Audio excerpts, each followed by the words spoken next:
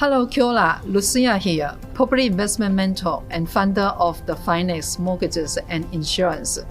This is the recording of 1 hour live webinars. If you would like to join us in our next webinars and be part of the Q&A, please head to our website, luciashell.co.nz. I trust you will definitely learn a lot from this video. Thank you. My name is Nash. I'm going to just take the property investment journey and talk about it from the point of being a business of serving others, a business that will feed your family, a business that will fulfill your long-term goals. Here we go. My background, I'm a 42-year-old dentist originally from Iraq. Graduated in 2001, migrated to New Zealand in 2003. When I came to New Zealand, I was in debt of about $40,000. So I started not from zero, but probably below zero. The reason that I'm putting that last slide is just to show you that to excel in any profession, including investment properties, you need continuing education. It's not enough just to attend some weekend seminars and read some couple of magazines or books to be an investor. And it's definitely not enough to just rely on what's outside in the media, because the media is not always in your favor. My journey towards the financial freedom, that's the reason of me investing, is to answer those 5 questions. First question is to know your why. In any business, why property investment? Why are you doing what you want to do? Is it for the short term, for the long term? How to invest? And that's when it comes to the strategy, the knowledge, dealing with banks, dealing with people, with tenants. The why property investment, everyone can answer that for themselves. The rest, I believe, is where you will save a lot of time and trouble by being with a person who has done the work. So where to invest? For example, when I started in 2016, trying to invest in properties, I remember being invited to a group here in Auckland, to an investor group, and the guy sat down with me and started talking to me about buying some units in Dunedin. And certainly that, even though I'm not an investor myself, I just couldn't find the reason why should I invest in Dunedin when I'm living in Auckland, and Auckland has got 1 million plus people, and it's where really all the capital in the country is. So just be careful of all those advices and shiny magazine covers. How long to invest in property, whether trading or buy and hold? I am a buy and hold guy.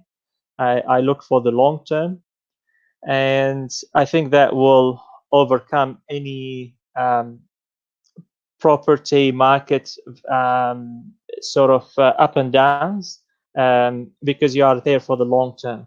And how to protect my investment. So who's going to manage the properties? What sort of insurances I need? How best to do it from a tax point of view? In terms of protecting my investment, I definitely rely on reliable people in my team. Success formula, I'll go through it quickly. Know yourself, know who you deal with or listen to, know your market, and then mentoring and coaching. So from for example, a dental point of view, why am I doing what I'm doing today? What sort of dentist I want to be in the next 5, 10, 15 years?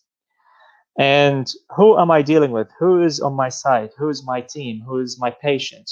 I cannot excel as a professional person without being mentored and coached by people who has done the hard work as well for me. And that will push me by strides in a short period of time. Success formula to me is to have a goal, and based on that goal, I will have a plan. And then it's not enough up to here, otherwise it's a dream. So it has to be actioned, and then it has to be continually reviewed. I remember coming with a lot of fear as an investor because of what I hear in the media, what I hear on the TV, especially after the first global financial crisis, and that house prices will go down, and then people will just lose on their houses. Investment properties are not for you, and you hear all sorts of stuff. At the end of the day, as in any business, many can imitate what you have, but no one can imitate you. And that's how you are successful as a business person, as a person in general, and definitely as an investor. So if I want to be successful, I have to choose the right type of properties. I have to present my properties to the right clients. And I definitely charge what is fair, probably on the high end of the market, because I do present myself and my properties in a very good standard. I put it this way: if the tenant goes out of my property, would I and my family live in this property today?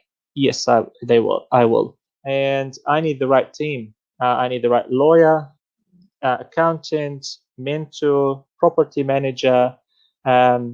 Trying to do it all myself, it's like me as a dentist trying to run a whole clinic, answering the phone, doing the procedure, and no one will do it this way. It's just not the right thing. And the benefit of having the right mentor or coach, it's not just the knowledge that you're going to get, but also the power of networking. I've been with 2 different investor groups, and I definitely recommend networking with like-minded people. It just opens your eyes to opportunities and to ideas that you haven't even thought about. The question is, what's the real value of your mentor? I think to me, the value. It's one deal, one wrong deal that basically will push you back years. One right deal, your mentoring or coaching fees are basically paid for in multitudes, basically. In the last couple of years, and even in last year, in the COVID year, I spent around about $20,000 on my continuing education. I've been a dentist for 20 years. I don't need to spend all of that money. I can still do a very good dentistry these days. So why would I bother? But that's what determines who I'm going to be in next 5 years. So definitely mentoring, the value is not just which one is the cheapest around, but which one will give me the right advice that will pay me dividends in the long run. So basically, before I joined Lucia, I reached the decision after all of that mentoring and attending webinars and seminars and seeing the market, and also friends of mine who are investors, I reached the decision that it's in Auckland. And specifically, it's actually in central Auckland. North Shore is more like first home buyers, although the market is changing. And South Auckland, it has a different market. So my first project was in Removera. That was back in 2016.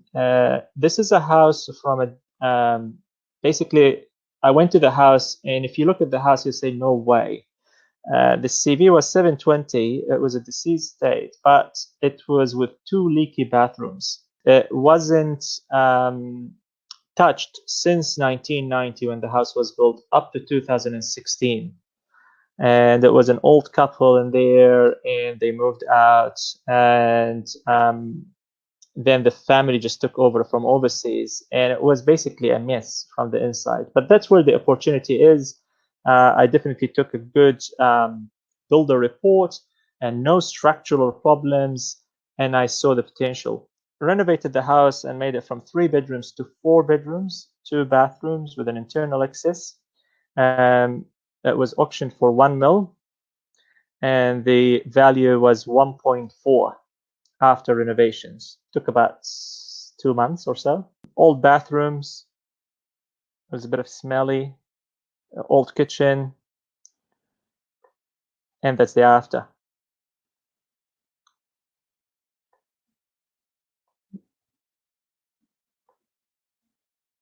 It took 8 weeks.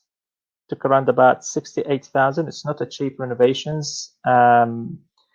However, it was worth it because the new registered valuation was 1.4.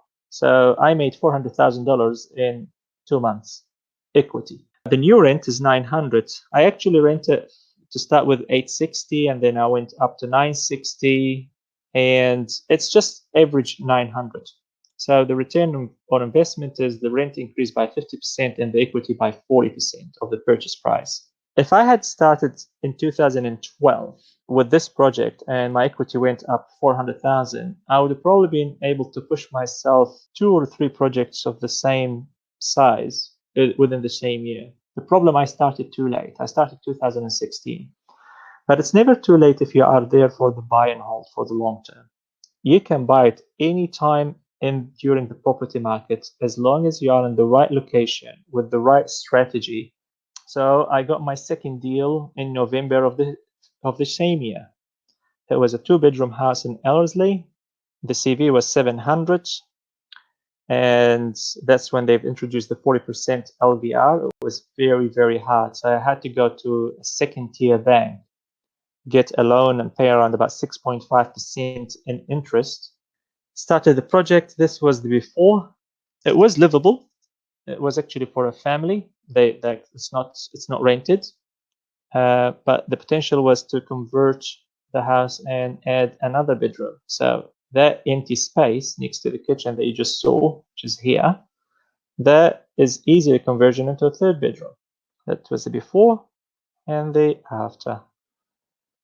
Just touch-ups on the outside, doing a slight little garden work, and changing into LED lighting, freshening it up. New kitchen. In November, from 2 to 3 bedrooms, took only 4 weeks, half the cost of the other one, and the new registered valuation was 1135. It's a nice gain in a month, from 885 to 1.1, and that was finished in February 2017. The rent went up from 500 to 695, and it is currently rented at 695. But then it stopped. So September 2017, when I tried to go more, I couldn't. The reason is because both of those properties that you saw were cross-leased. So with a cross-leased property, there is so much you can do. The best you can do is to renovate it to a higher standards, like what I've done, get a higher equity. But because of the turning of the turn of the market, I couldn't really push myself more. The trick with the property investment that I found is that you need to buy strategically where your purchase is going to push you to the next one. But the problem is you're going to be tight-handed then. So how can I maximize the use of the land? And I knew development is the way to go. But unfortunately, I couldn't find a person who can help me with that. But what I found is your job should be the cash flow to support your long-term goals. It is the property investments that are going to give me the financial freedom, not the dentistry. If I am financially free, I can still work, but I don't have to push myself too hard. I can work for enjoyment, which I do. But at the moment, I work very hard to create as much cash flow as possible, as well as knowing how to structure my loans, knowing how to budget. So I can create as much serviceability as I can, so I can invest more in properties, in the right type of properties, and under the right mentorship, those properties gonna serve my financial freedom. That's my strategy. So I found Lucia. So Lucia, we met a few years ago through my accountant, and I talked to her about my goals, my dreams, and how I got stuck. And I was basically, I told Lucia this: if you can get me a loan, I am in, basically. And that's what she did. She basically secured the loan for me when 2 other brokers said no way, or maybe you have to go into units.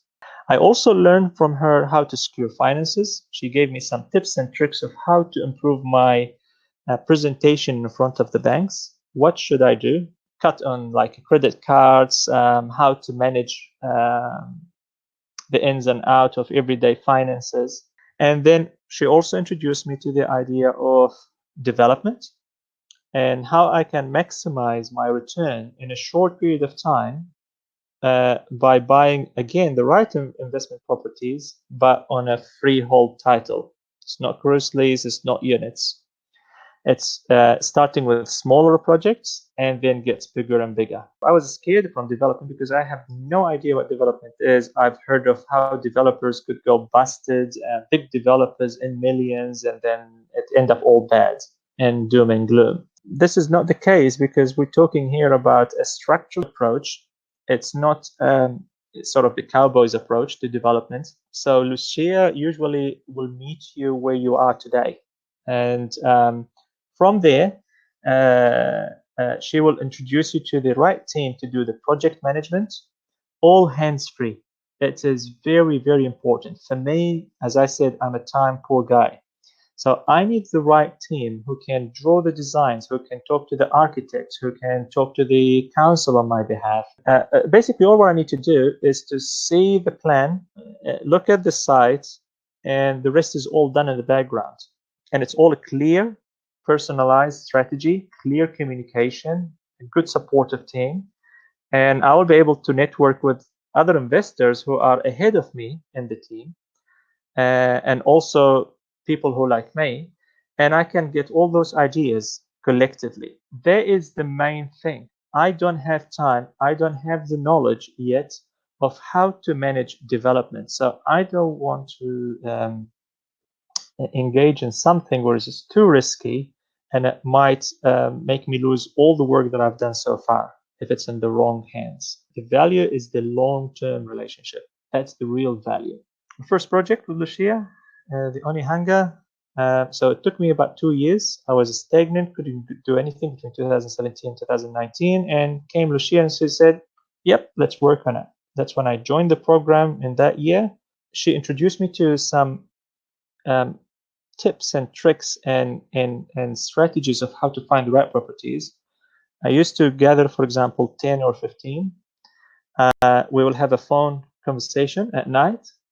I will share with her all the properties addresses, and then she will narrow it down to maybe 3 or 4, and then we go through the whole week like that. And then by the end of the week, I have about a couple of hours only to go with her and look at about 3 or 4 properties that we think that has a potential. And the one that I got is one of the ones that we visited together. So we visit the property, we have a look at the land, we have an idea of is it easy development, is it not, what are the challenges, what do we do about it, how much we should buy it for, what's the maximum I'm going to go for in the auction, all of those stuff. And then being there for me in the auction. The CV was 995. It was around about a site, almost about 600 meters, square meter. And we got it for 980. It was already done up by the previous owner, close to the motorway, amenities, and the likes. But the main thing is there is a free land at the back of the property to add 2 two-bedroom units, a duplex units. So that was the main advantage of it. So I remember when I bought the 2-bedroom house in Onihanga at 980, the auction room went in silence. It's like, what are you doing? Why are you buying a 2-bedroom house in Onihanga for 980,000? Well, at the moment, a year later, a year and a half later, well, less than a year and a half later, yeah, 18 months later, it's now worth around about 1.25. So me doing nothing to it, it's gone up by around about 250K. But the real value was here. Lucia said, you know what? We bought it in September. Why not settle in December?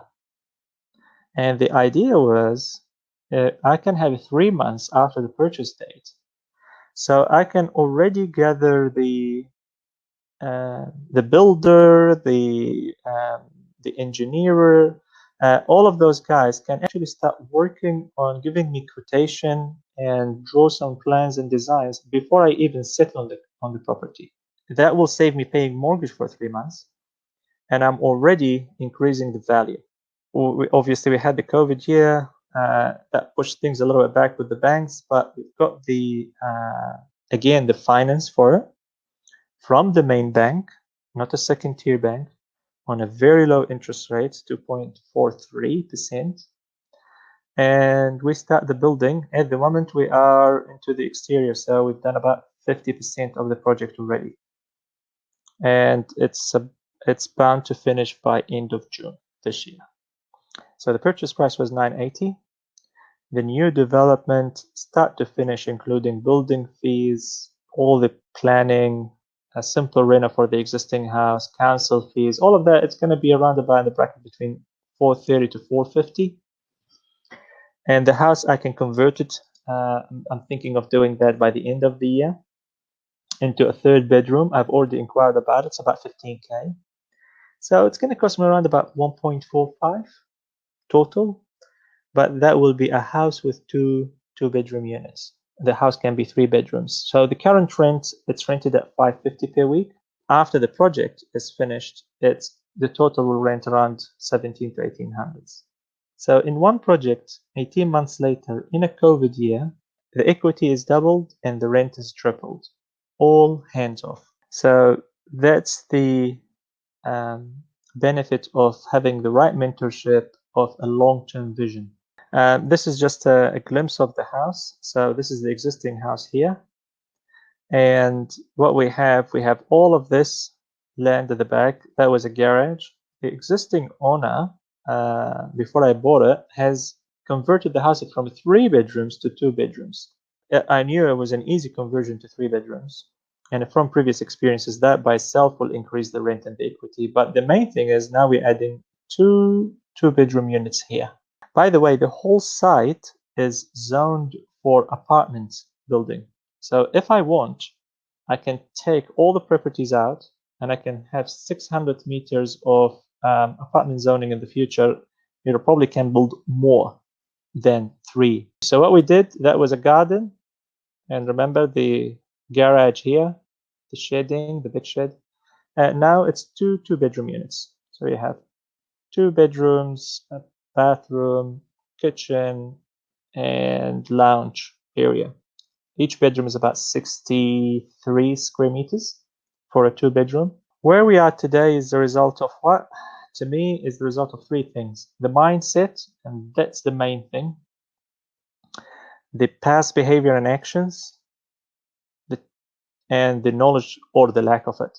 And I wish you all to be blessed, be safe, and cherish relationships. Thank you, everyone.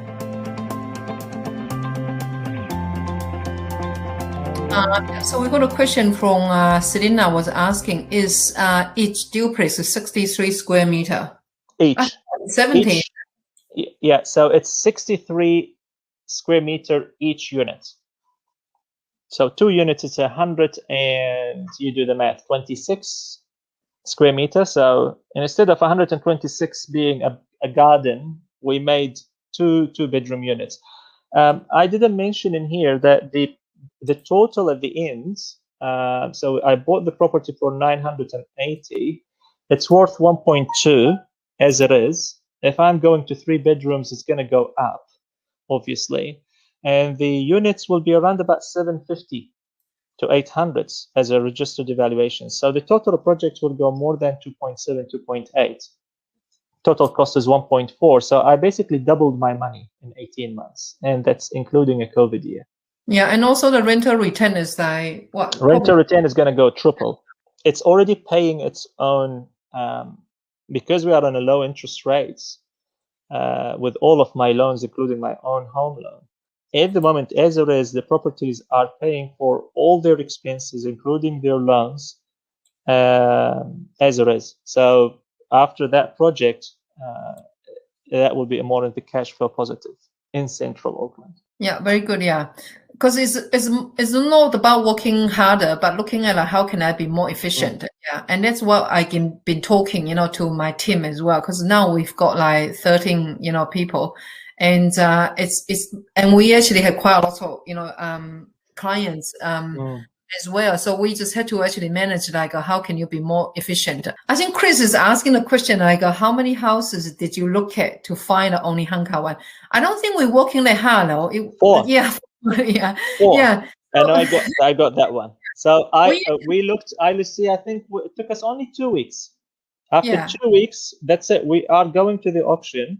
We put our eyes on about 3 properties out of the 4 with a potential development, and but that was the only one that I went for. And if I didn't succeed in that one, we had number 2 and number 3 as a backup. So we actually did quite a lot. You found that we very, you can tell that we're very cautious about being efficient.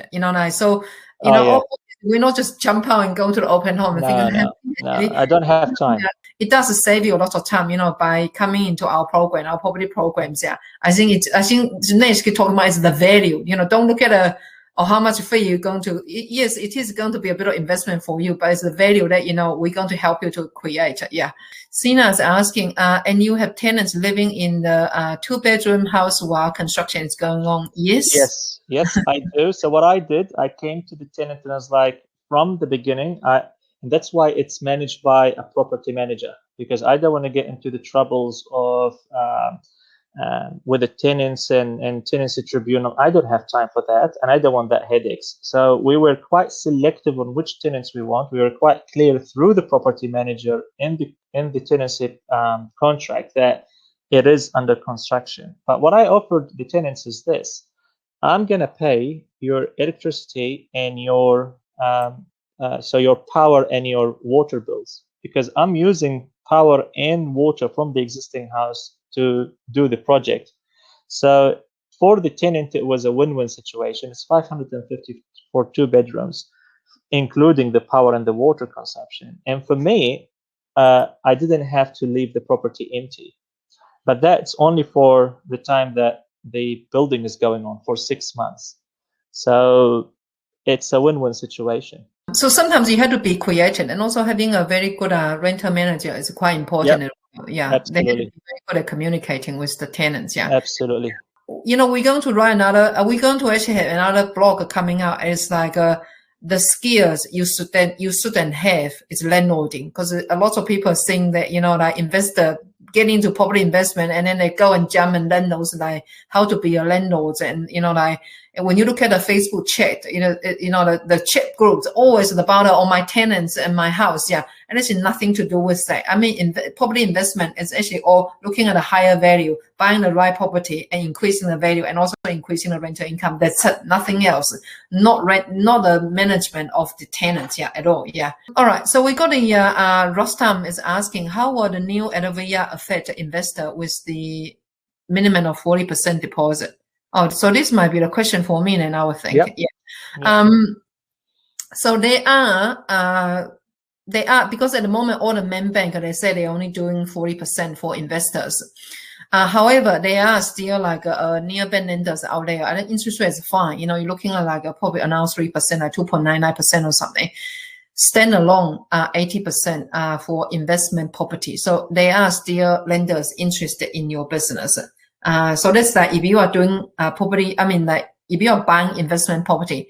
However, if you are property investors and if you are looking at buying your own occupied house, a new own occupied house, that the bank is still doing own occupied house, they're still doing a 20% deposit. Yeah.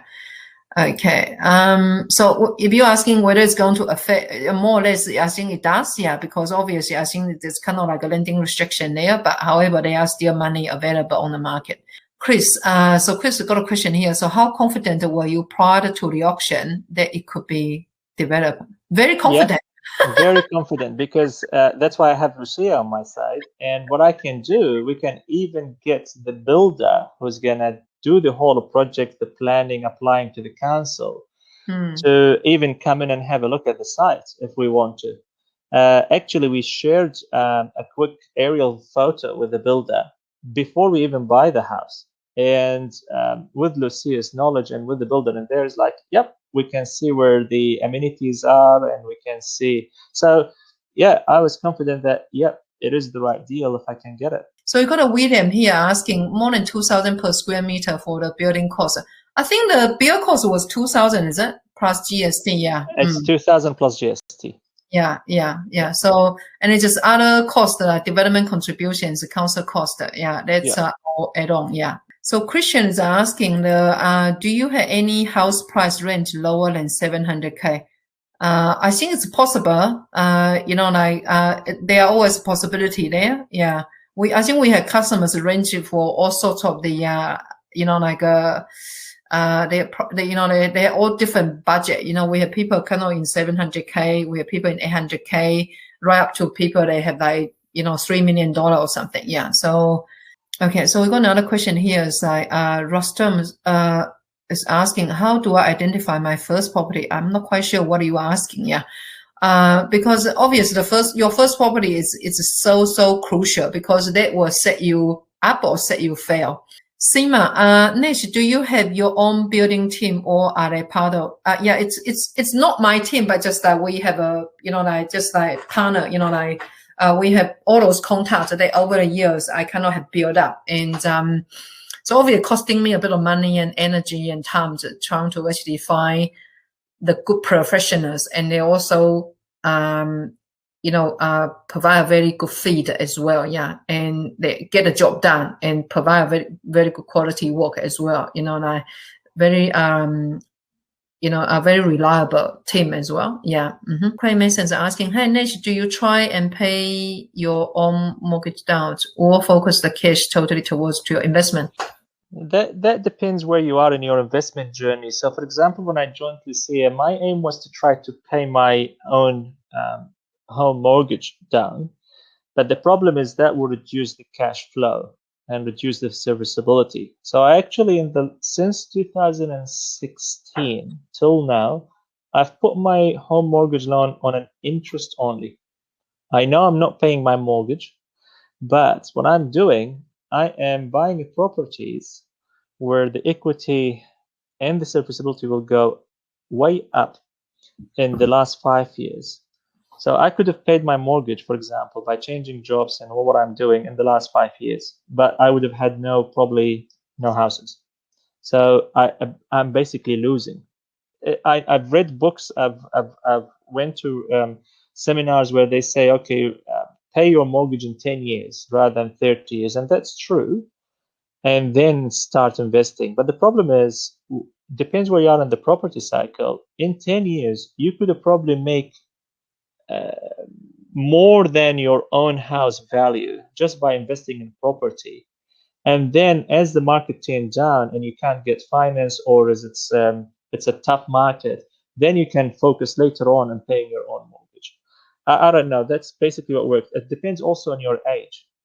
If you bought a house and you're owner occupied and you are in early 20s, I started when I'm late 30s with 2 children and a mortgage. It's completely different than if I started 10 years ago, okay, not 5, that would have been a completely different game for me. 20 years ago, I probably would have been a financially free by now with the right advice. So it depends on your age, it depends on your strategy. That's the value of having a mentor. All those questions, I had the same questions, guys, but the value is, here we go, it's a personalized coaching. So we got a question from Christian. Yeah, for this value-added renovation, do you require extra cash, or are they fully funded by the bank after final project? Fully funded by the bank. I didn't put anything from my own money. Probably the only thing that I would add in here, if with my second renovation project, when I went into a second-tier bank, I had to pay a higher interest. So I was paying more than what the rent, and that's the benefit of having a high income. So I have to work on my income. I have to work on my reserves.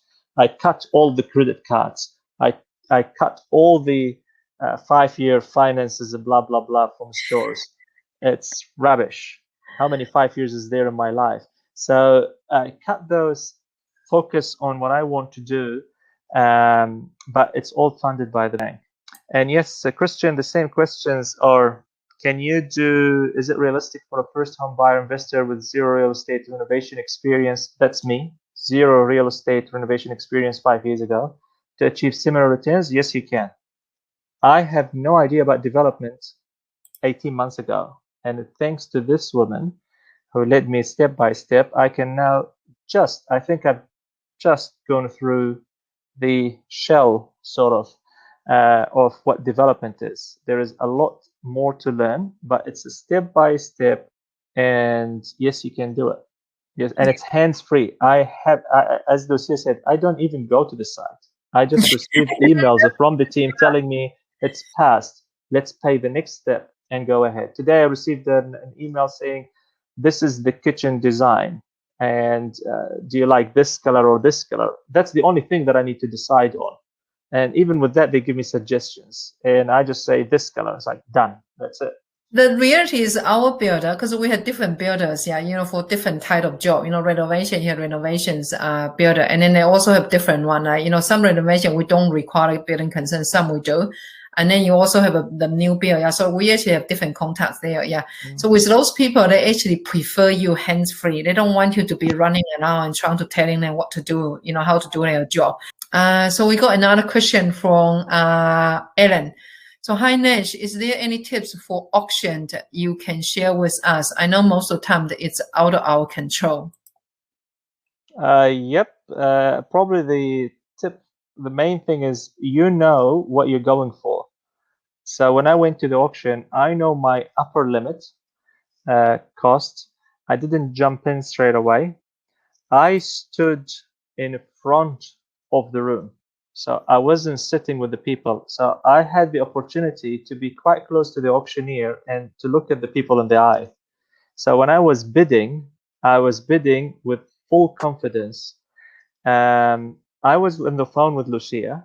So she told me when to jump into the auction, how much to bid by, and how to slow the auction down, which was out of control basically.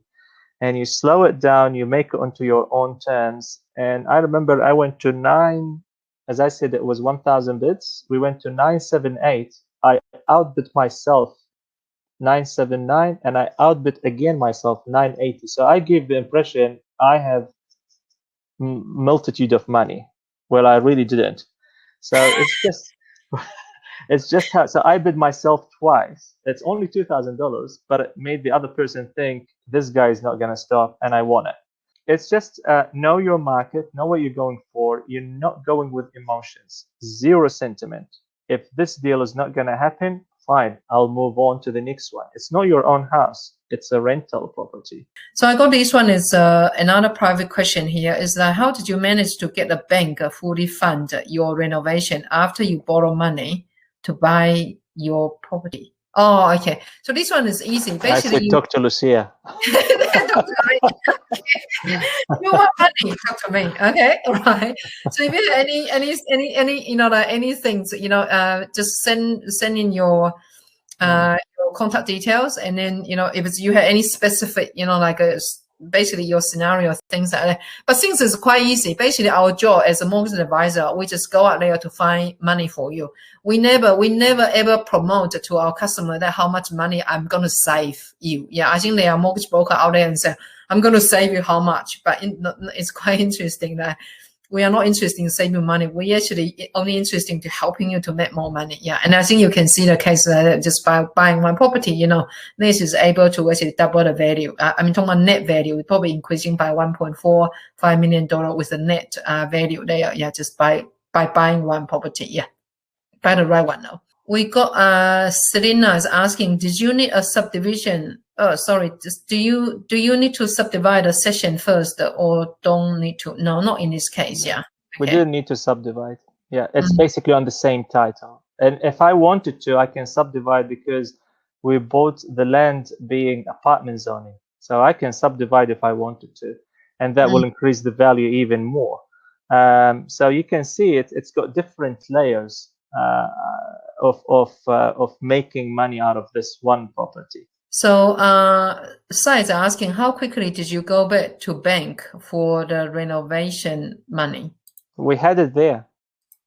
We had it there with the renovation. Yeah. It didn't cost me. I didn't do renovations, which really with that property, I just did the touch-ups.